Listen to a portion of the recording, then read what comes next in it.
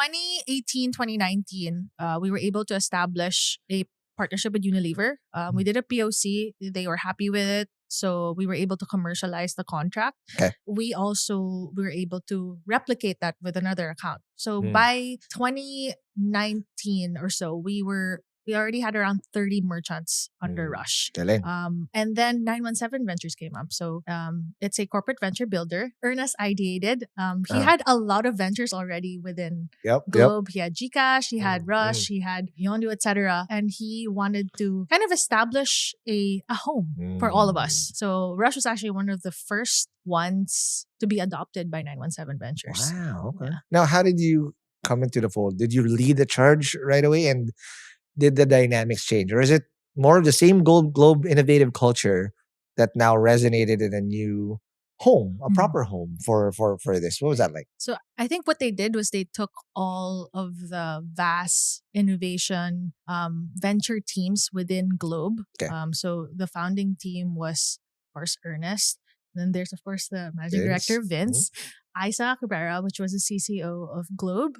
Mikey Garavillo, and of course, Glenn Estrella, who was leading digital ventures at There the you time go. and is also my longtime mentor. There you go. So he took all of that, housed it under 917 Ventures. Now your 917 exists. Walk me through the different expectations, because if Rush was built to really help the big brands like Unilever and the 30 other brands that were there, how did that evolve into what that is? Just correct me if I'm wrong. If this happened pre-pandemic, the pandemic was probably consequential that you had to pivot in a certain way. Yeah. What was that like? We were very fortunate that, I guess, unlike other startups, we are a corporate venture.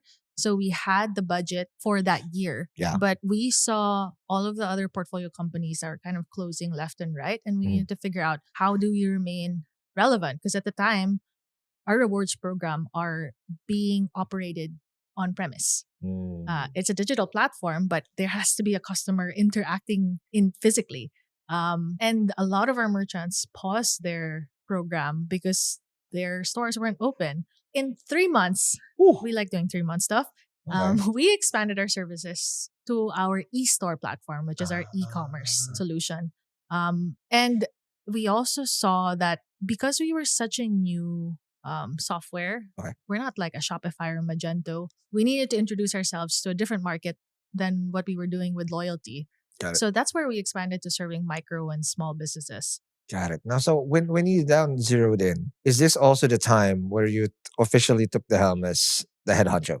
Not yet. Okay. I How mean, did you walk me through that process of how all of this evolution coincided with also you taking the helm? Right. So in 917 Ventures, the way it was organized was that we had an entrepreneur in residence, Yeah. which is at the time it was Glenn Estrella, Okay. who was able to exit Yondu and among other things. So he was handling a couple of the ventures, and I was the general manager for Rush. Yeah. And I think 2020 was the time where we pitched to the investment committee to eventually incorporate Rush because of the traction that we got Right.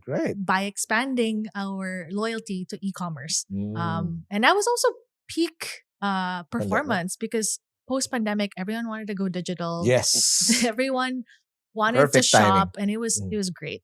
And that's where I was fortunate at the time as well. I was general manager. I introduced this somewhat like golden era. Right. So I was nominated for CEO. Then obviously, duh, she got the helm. And this is where I want to zoom in.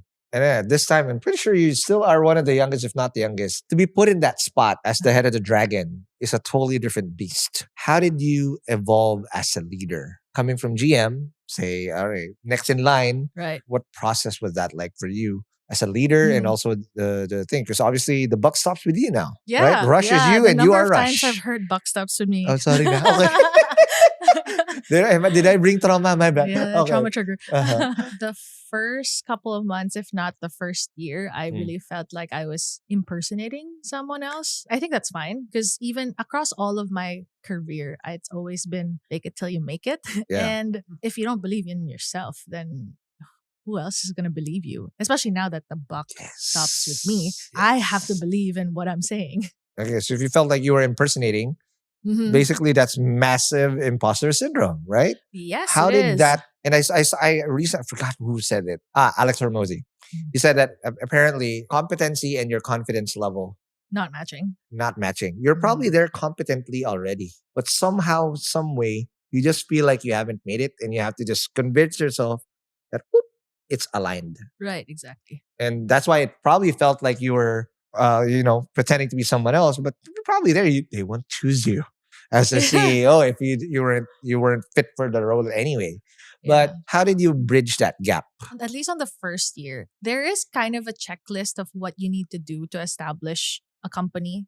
It's in the process of incorporation. Okay. So with me, like ticking every line item there helped me build that That competency to confidence up.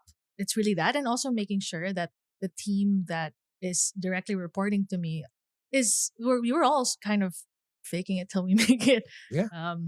But adding those layers up and making sure that we tick it off made us all the more comfortable. All right. Walk me through the team, because if you were the youngest, pretty sure you had people who were older than you in your team. Walk me through how you were able to get over that hump, because I struggled with this. Man, I couldn't. It took me a while to be stern, Yeah. and when I became stern, there's this new generation of Gen Zs all of a sudden I had to adapt to, right? But now I found my equilibrium point, because before I was just like tough love.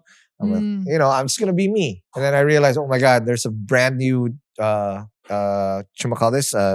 of people that I have to deal with, aside from the people that I just technically learned how to lead, which are older than me. I'm in between. But walk me through how you were able to then get the best out of those types of people. Well, so we were all kind of founders of Rush. So we all built it together, and we have so much passion and dedication towards its success that getting them to believe in the purpose, it was a given. I think the difficulty there was, at the time we were all ka-levels, and then I was appointed CEO and I had to figure out how the dynamics would change. And I think the very first couple of weeks, it was like I would have to explicitly say what role or what hat I'm putting on. So like I'm the CEO right now, and this is what I'm gonna say. It's my final say.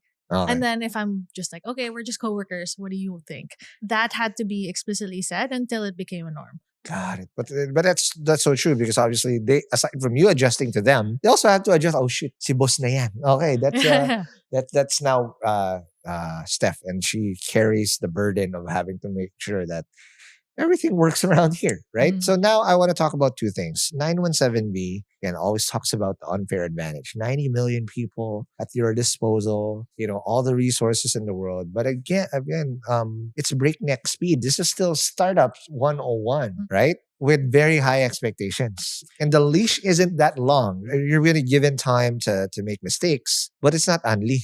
Okay? Load niya, hindi unli. Right? So how did not you make... anymore. Not anymore. Before ba? Okay, I'm not sure. Before my only data. Right. But how did you now bridge or maximize those limited opportunities to hit the metrics? Right. And how did you nurture the team and the product within the 917V ecosystem? It's a double-edged sword being a corporate venture. The positive side of things is that we had access to not just the 90 million customers, but also what we would call the center of excellence. These are technically competent people, if not teams, like legal, finance, compliance, that we were able to use as a reference when we are establishing the company. And then on the other side of things, obviously, we are in a large corporation. So getting approvals for things tend to take many layers. So really balancing those two out were one of our biggest challenges, I guess. Inside Innovation Stories from 917 Ventures is brought to you by HustleShare. To learn more about the hustle behind the venture builder, tune in to the full episode, because there's more lessons to learn with every story.